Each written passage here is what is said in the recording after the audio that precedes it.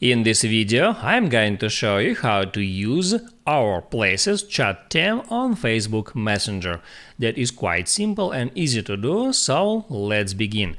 And first, open up Messenger app, then go to some conversation where you want to set new theme, and then right here hit add recipient's name to bring up that options. Now here all you have to do is right there hit on theme to show up themes, and then just hit add any theme. I'll select Our Places. Here I can see the preview for that theme, and now here I can hit on next and choose a place or location where you are currently in.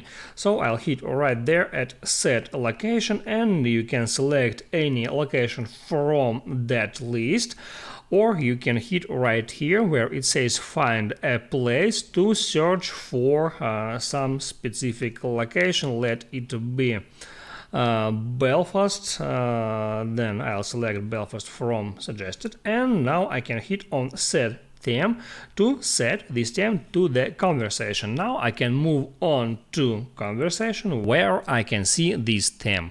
I hope it helps you guys, so don't forget to like and subscribe.